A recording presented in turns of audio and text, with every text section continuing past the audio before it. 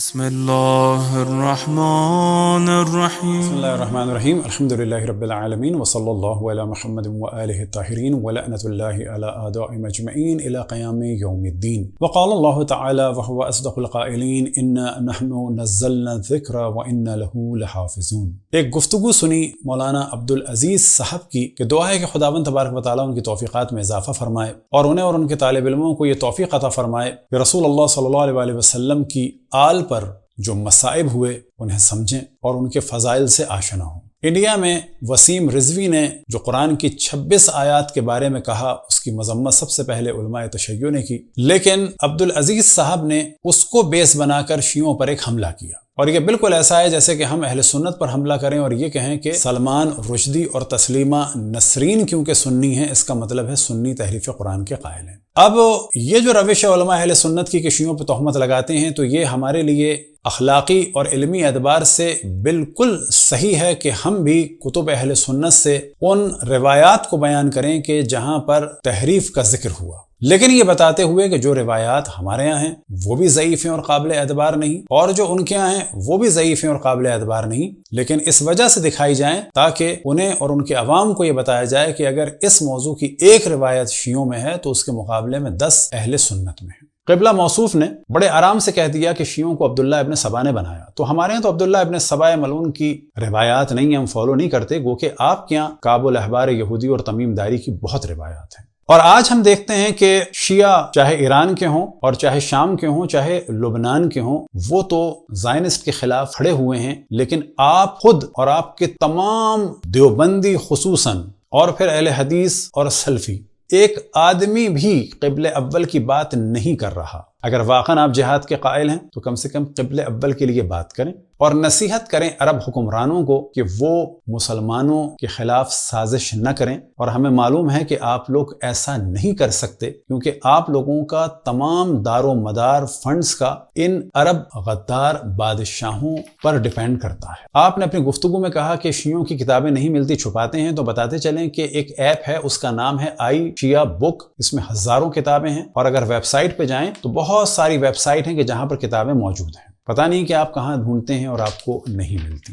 تحریف کے حوالے سے ہم بتاتے چلیں کہ شیعوں میں اگر تحریف سے ریلیٹڈ ایک روایت ہے تو اس کے مقابلے میں اہل سنت کی 10 ملیں گی آپ کو۔ ہمارے علماء عام طور پہ خاموش رہتے تھے کہیں ایسا نہ ہو کہ اس موضوع کو ڈسکس کریں اور یہ موضوع غیر مسلموں کے ہاتھ میں جائے، لیکن اب زمانہ بدل چکا ہے۔ کتب اہل سنت انٹرنیٹ پہ رسول اور تعلیمات اسلام کا مذاق بنانے کے لیے کافی ہیں، لہٰذا سب سے پہلے ہم توجہ دلائیں کہ پروپیگنڈا کے جو علماء اہل سنت ہمیشہ سے کرتے چلے آئے کہ شیعوں کا قرآن بکری کھا گئی، تو ہم بتاتے چلیں کہ ایسی ہمارے یہاں کوئی روایت نہیں ہے، اور اگر ہے تو لا کے دکھائیں، لیکن ہم آپ کو بتاتے ہیں کہ یہ روایت حضرت عائشہ کی ہے اس وقت کہ جب انہوں نے ایک ایسا فتویٰ دیا کہ جس سے عالم اسلام میں ایک زلزلہ آ گیا کہ بڑی عمر کے افراد کو دودھ پلا کر محرم بنایا جا سکتا ہے، اور جب ان سے سوال کیا گیا کہ یہ کہاں ہے تو آپ نے فرمایا، یعنی جناب عائشہ نے کہا کہ یہ میرے قرآن میں تھا اور قرآن میرے بستر کے نیچے تھا، اور جب رسول اللہ صلی اللہ علیہ وسلم کی وفات ہوئی تو ایک بکری آئی اور وہ قرآن کا کچھ حصہ کھا گئی۔ تو سب سے پہلے آپ کے سامنے ہے سنن ابن ماجہ جلد نمبر 2، ترجمہ ہے مولانا محمد قاسم امین صاحب کا، اور صفحہ نمبر ہے 51 اور روایت نمبر ہے 1944۔ اردو کا ترجمہ آپ کے سامنے ہم بیان کر دیتے ہیں۔ حضرت عائشہ رضی اللہ عنہا فرماتی ہیں کہ رجم کی آیت اور بڑی عمر کے آدمی کو 10 بار دودھ پلانے کی آیت نازل ہوئی اور میرے تخت تلے تھی۔ جب اللہ کے رسول صلی اللہ علیہ وسلم کا وصال ہوا اور ہم آپ کی وفات کی وجہ سے مشغول ہوئے تو ایک بکری اندر آئی اور وہ کاغذ کھا گئی۔ بس یاد رکھیں کہ اس میں جو آپ لوگ کہتے ہیں کہ یہ منسوخ تلاوت ہو گئی تھی، تو یہ واقعہ رسول اللہ صلی اللہ علیہ وسلم کے بعد کا ہے، اور یہ بڑی عمر کے افراد کو دودھ پلا کر محرم بنانے کا حکم حضرت عائشہ نے رسول اللہ صلی اللہ علیہ وسلم کے بعد دیا۔ بس آیت کے بارے میں فرماتی ہیں کہ میرے قرآن میں موجود تھی، اور اب کیوں نہیں ہے؟ کیونکہ بکری کھا گئی حضرت عائشہ کی یہ آیت۔ تو کیا قرآن کو منسوخ کر دیا بکری نے، اور وہ بھی حضرت عائشہ کی بکری نے؟ کیا ہم نے اس بیس پر کبھی آپ کو کافر کہا؟ نہیں کہا۔ ہم واضح کہتے ہیں کہ یہ ساری روایات جو شیعہ سنی میں ہیں یہ ضعیف ہیں، لیکن اگر ہم آپ کے بارے میں کہتے ہیں تو آپ کو بھی سوچنا چاہیے۔ ہمارے یہاں ایک ہے، آپ کے یہاں اس موضوع کی 10 روایات ہیں۔ اب آپ نے دوسرا موضوع ڈسکس کیا کہ شیعوں میں حافظ قرآن نہیں ہوتے، تو یہ بالکل غلط ہے۔ اگر آپ خود دیکھنا چاہیں تو محمد حسین طباطبائی لکھیں تو ایک بچے کی ویڈیوز آ جائیں گی کہ جو 5 سال میں اس نے پورا قرآن مجید حفظ کیا، اور ایسا کیا کہ اس روش پر کوئی بھی اہل سنت میں حافظ نہیں ہے۔ اول صفحه چیه؟ معاملات. صفحه بعد چیه؟ ام اتخذوا صفحه بعد چیه؟ وهو الذي خلق صفحه الليل بعد چیه؟ قل انما غزاكم صفحه بعد چیه؟ قالوا فاتوا صفحه بعد ونوحا. اور اگر آپ پاکستان میں دیکھنا چاہیں تو مدرسے جمران کے بچے ٹی وی پر کئی دفعہ آ چکے ہیں، اور وہ ایسے حافظ ہیں کہ آپ کے یہاں ویسا ایک بھی نہیں ہوگا۔ لیکن دیکھتے یہ ہیں کیا اصحاب میں حافظ تھے یا نہیں تھے۔ تو سب سے پہلے آپ کے سامنے ہم کتاب پیش کرتے ہیں الجامع لاحکام القرآن، کہ جو مشہور ہے تفسیر قرطبی کے نام سے، جلد نمبر 1 اور صفحہ نمبر ہے 69۔ تو آپ کے سامنے جو نیلے رنگ سے ہم نے ہائی لائٹ کیا ہے، پہلے اسے دیکھتے ہیں۔ قال عبداللہ ابن مسعود ان صعب علینا حفظ القرآن وسهل علینا العمل به وان من بعدنا يسهل عليهم حفظ القرآن ويصعب عليهم العمل به۔ اور دوسری روایت ہے عن ابن عمر قال كان الفاضل من اصحاب رسول الله صلی اللہ علیہ وآلہ وسلم في صدر هذا الامة لا يحفظ من القرآن الا السورة او نحوها ورزق العمل بالقرآن وان آخر هذه الامة يقرؤون القرآن منهم الصبي والاعجمي ولا يرزقون العمل به۔ اب اس کا کیا ترجمہ ہے؟ تو آپ کے سامنے آپ ہی کا ترجمہ بیان کر دیتے ہیں۔ الجامع لاحکام القرآن، کہ جو مشہور ہے تفسیر قرطبی کے نام سے، اور صفحہ نمبر ہے 66۔ تو حضرت عبداللہ بن مسعود نے فرمایا ہم پر قرآن کے الفاظ حفظ کرنا مشکل تھا اور ہم پر اس پر عمل کرنا آسان تھا، اور ہمارے بعد والوں پر قرآن کا حفظ کرنا آسان اور اس پر عمل کرنا مشکل ہے۔ یعنی یہاں پر کوئی تعریف بیان نہیں کی جا رہی، اور وہ خود اقرار کر رہے ہیں کہ ہمارے لیے مشکل تھا۔ اور اگر حفظ کرتے تھے اصحاب تو کتنا حفظ کرتے تھے؟ اگلی ہی لائن میں حضرت ابن عمر سے روایت کیا، فرمایا اس امت کی ابتدا میں اصحاب محمد صلی اللہ علیہ وآلہ وسلم میں سے کوئی فاضل قرآن سے ایک سورت وغیرہ یاد کرتا تھا اور انہیں قرآن پر عمل بخشا گیا تھا، اور اس امت کے آخر ان میں بچے، بوڑھے اور اندھے قرآن پڑھیں گے اور انہیں عمل کی توفیق نہ ہوگی۔ تو آپ جو آخر امت ہیں، آپ کے بارے میں کہا جا رہا ہے کہ آپ قرآن پڑھیں گے، عمل کی توفیق نہیں ہوگی۔ ان اصحاب میں سے جو فاضل تھے وہ ایک سورہ یا اس کے آس پاس کچھ یاد کر لیتے تھے۔ یہاں پر انہوں نے اندھا کہا ہے، لیکن عربی میں اعجمی ہے، لہٰذا 2 نسخے ہیں، بعض جگہ اعمى ہے اور بعض جگہ اعجمی ہے، تو یہ نسخوں کا مسئلہ ہے۔ تو وہاں پر یہ ہے کہ بچے بھی پڑھیں گے اور اعجمی بھی پڑھیں گے، لیکن عمل کی توفیق نہیں ہوگی۔ یہاں پر کیا ہے کہ بچے پڑھیں گے، بوڑھے پڑھیں گے اور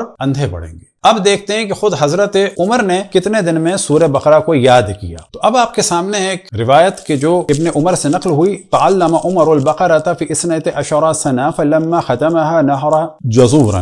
اور دوسری روایت ہے ان عمر بن خطاب حفظ البقرة في 12 سنة فلما حفظها نهر جزورا شکرا للہ۔ اب اس کا ترجمہ آپ کے سامنے خود آپ ہی کتاب سے بیان کر دیتے ہیں۔ حضرت عمر نے 12 سال میں سورہ بقرہ سیکھی، جب اسے ختم کیا تو ایک اونٹ، یہاں ذبح لکھا ہے، ایک اونٹ نہر کیا۔ حضرت عمر ابن خطاب نے سورہ بقرہ 10 سے زائد سالوں میں یاد کی، پھر جب حفظ کر لی تو اللہ تعالیٰ کا شکر ادا کرتے ہوئے ایک اونٹ ذبح کیا۔ تو یہاں پہ سوال پیدا ہوتا ہے کہ اگر کوئی شیعہ عالم حفظ نہ کر سکے تو کوئی اس میں عیب نہیں ہے۔ اس زمانے میں اصحاب ایک سورہ یا اس کے آس پاس یاد کرتے تھے، اور حضرت عمر نے بھی 12 سال سورہ بقرہ کو سیکھنے میں اور 10 سال سے زیادہ سورہ بقرہ کو یاد کرنے میں لگا دیے۔ بالآخر وہ انسان تھے، ہر آدمی کا حافظہ الگ ہوتا ہے۔ تو اصحاب کے درمیان 1,24,000 میں سے بعض علماء اہل سنت کے بقول 110 کے قریب کل قرآن کے حافظ تھے۔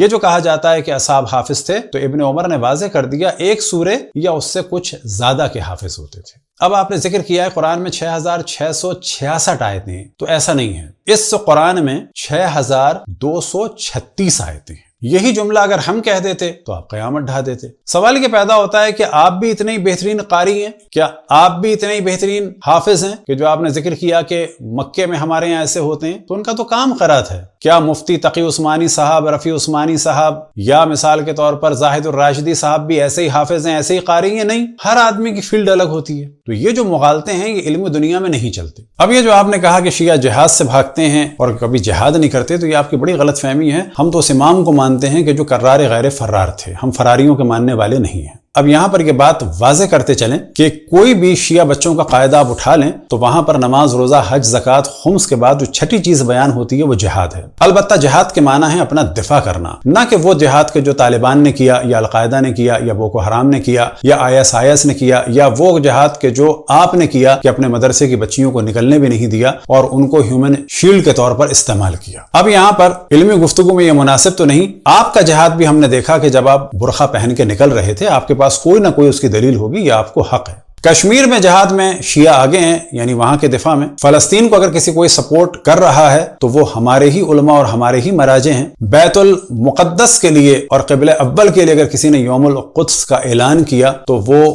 ہمارا ہی عالم اور مرجع یعنی امام خمینی رضوان اللہ تعالیٰ علیہ تھے۔ آج بھی اگر کسی نے اپنے ملک کی اقتصادیات کو بھی داؤ پہ لگا دیا تو وہ ایران ہی ہے، کس کے لیے؟ قبلہ اول کے لیے اور فلسطین کے مظلوم عوام کے لیے۔ اور آج بھی اگر انہیں کوئی سپورٹ کرتا ہے تو وہ شیعہ ہی ہیں، چاہے وہ لبنان کے ہوں، چاہے وہ ایران کے ہوں، چاہے وہ شام کے ہوں۔ کل جب یاسر عرفات کے لیے مشکلات تھیں تو آیت اللہ موسیٰ صدر اور ان کی عمل ملیشیا نے سپورٹ کیا تھا۔ کل جب اردن میں ضیاء الحق نے جا کے فلسطین کے اہل سنت کو مارا تھا تو انہی فلسطینی اہل سنت کے لیے اگر لبنان کی سرحدیں کسی نے کھلوائی تھیں تو وہ آیت اللہ موسیٰ صدر تھے۔ ان اہل سنت فلسطین کے لیے جب وہاں کے عیسائیوں نے مخالفت کی اور فلسطینی اہل سنت پہ حملہ کرتے تھے فلائنگس، تو ان اہل سنت فلسطینیوں کے لیے اگر کوئی دفاع کے لیے کھڑا ہوتا تھا تو وہ آیت اللہ موسیٰ صدر اور ان کی عمل ملیشیا تھی کہ جو فلائنگس سے مقابلہ کرتی تھی فلسطینی اہل سنت کو بچانے کے لیے۔ انہی فلسطینی اہل سنت کو بچانے کے لیے حافظ الاسد آگے بڑھا۔ ہم دیکھتے ہیں کہ اس وقت بھی آپ لوگوں نے کچھ نہیں کیا۔ آج بھی قبلہ اول کے لیے آپ سب خاموش ہیں۔ ہم آپ سے مخصوصاً پوچھتے ہیں اور مفتی تقی عثمانی اور رفیع عثمانی صاحب اور زاہد الراشدی صاحب اور دیگر افراد سے کہ آپ کھل کے قبلہ اول کے لیے کچھ کہہ سکتے ہیں؟ اگر نہیں کہہ سکتے تو اسلامی ممالک میں جہاد کے نام پر دہشت گردی نہ کریں،